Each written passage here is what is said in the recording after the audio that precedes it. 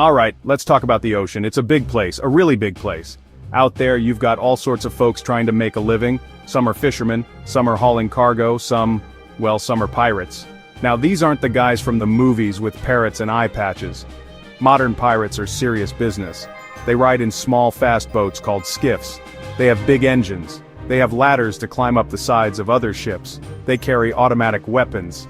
Their goal is simple: get on a big slow-moving ship, take the crew hostage, demand a whole lot of money. It's a dirty, dangerous job, but for them, the reward seems worth the risk. Then you have the other end of the spectrum. The biggest, baddest thing floating on the water, a United States Navy aircraft carrier. This isn't just a ship, it's a floating city, a mobile military base, an airport all rolled into one. An aircraft carrier never ever travels alone. That would be like a king walking into a rough part of town without his bodyguards. The carrier is the heart of a team, a carrier strike group. Think of it as a whole crew of specialists, each with a very specific, very important job. The carrier is the star player, the quarterback who throws the long passes, fighter jets. But the quarterback is useless without his offensive line, the big guys who protect him from getting tackled. That's where the other ships in the group come in, and they are absolutely essential to the mission. First up, you have the Ticonderoga-class cruisers. These ships are the brains and the muscle of the operation. They are packed with some of the most advanced radar systems in the world, specifically the Aegis combat system. This system can track hundreds of targets at once, in the air, on the surface, under the water. A cruiser is like the group's dedicated air traffic controller and sentry, all in one. It's also armed to the teeth with guided missiles that can shoot down airplanes or hit other ships from over 100 miles away. Its job is to see trouble coming from far away and deal with it long before it gets close to the carrier. Then you have the Arleigh Burke-class destroyers. You usually get 2 or 3 of these in a group. If the cruiser is the watchful guardian, the destroyers are the versatile workhorses. So how does this floating fortress even know a few tiny pirate skiffs are out there?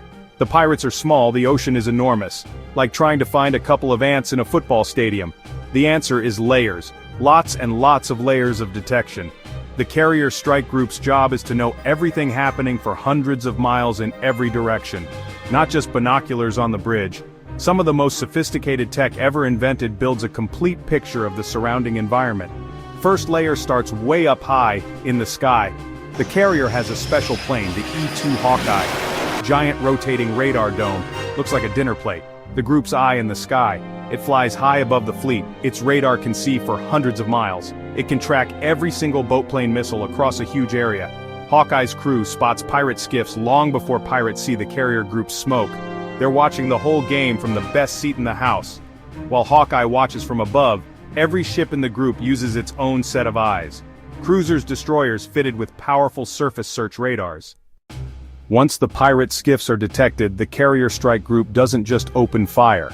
That's not how professionals work. The first step is always to investigate and warn. It's handled calmly and methodically from a room deep inside the carrier or one of the escort ships called the Combat Information Center, or CIC. This is the nerve center, a dark room filled with glowing screens where officers and sailors coordinate the group's response. The information from the Hawkeye, the ship radars and other sensors all comes here. The officer in charge, the tactical action officer, looks at the data and decides what to do next. The first move is usually to get a closer look. A helicopter, like an MH-60S Seahawk, will be sent to investigate. These aren't just transport helicopters, they're armed with machine guns and can be equipped with rockets. The helicopter will fly towards the contacts, staying at a safe distance at first. The crew will use powerful cameras with zoom lenses to identify the boats. They'll be looking for signs of piracy, multiple men in a small boat, ladders and weapons. Once they confirm it's a pirate skiff, the whole dynamic changes. The contact is no longer unknown, it is now classified as a potential threat. With the threat confirmed, the warnings begin. The helicopter might fly low over the pirate boats. The noise and wind from the rotor wash alone is a powerful message. The ships in the strike group will try to contact the pirates on marine radio channels, ordering them to turn away. They'll use loud hailers that can be heard from miles away. Let's say our pirates are either incredibly brave or, honestly, incredibly foolish. They ignore the helicopter, they ignore the radio warnings, they ignore the shots fired across their bow. They decide to press their attack. This is where the carrier strike group stops asking nicely. The response escalates dramatically. The pirates are about to understand what it means to poke a hornet's nest. The aircraft carrier is, after all, an airport, and the planes it carries are not for sightseeing. They are FA-18 Super Hornets, some of the most advanced and lethal fighter jets in the world. Within minutes, the flight deck roars to life. Sailors in color-coded jerseys scramble, prepare 2 Super Hornets, prepare 4 Super Hornets. These jets are armed for this specific job: air-to-surface missiles, 20mm Vulcan cannon which can fire 6,000 rounds per minute. One by one, the jets are hooked up to the steam catapults. With a deafening roar and a cloud of steam, they are flung off the deck. 0 to over 160 miles per hour in just 2 seconds. They climb into the sky and bank towards the tiny pirate skiffs. The skiffs are now in a world of trouble. The pilots in the Super Hornets now take control of the situation. From their cockpits, the pirate boats look like tiny specks. While the fighter jets are the most dramatic part of the defense, let's not forget the ships themselves. The pirates would have to get through the escort ships, the cruisers, the destroyers, long before they ever got a glimpse of the carrier. These ships form an iron wall of defense. Each one is a formidable warship in its own right, crewed by highly trained sailors who practice this exact scenario over and over again. They don't just have radars and missiles for long-range threats. They are also armed with weapons designed to defeat close-in attacks from small boats. Every destroyer, every cruiser has several machine gun mounts positioned around the ship.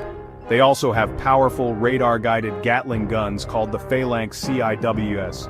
The sailors call it R2D2 because of its shape. This system is a last line of defense against incoming missiles, but it is brutally effective against small boats. It can fire thousands of tungsten bullets per minute, creating a wall of lead that would obliterate a pirate skiff in a fraction of a second. The CIWS is fully automatic. It detects tracks and engages threats without a human even needing to push a button. But technology is only half the story. The real strength of the defense is the people. Every sailor in a carrier strike group is a trained professional. The sailors manning the machine guns are expert marksmen. The teams that would be called to repel boarders are trained in close-quarters combat. They are the ship's security force, ready to defend their vessel and their shipmates with their lives. They drill constantly, practicing how to respond to threats from small, fast-moving boats. They are not the unprepared crew of a civilian cargo ship. They are a disciplined military force. So even if the pirates somehow survived the helicopters and the fighter jets, their ordeal would only just be starting. As they approached a destroyer, they would face a storm of machine gun fire. They would be targeted by the automated Phalanx CIWs. And if by some miracle they managed to get a ladder on the side of the hull, they would be met by a team of armed sailors waiting for them. There is no scenario where the pirates successfully board the warship. Every layer of defense is designed to make sure of that, combining advanced technology with the courage and training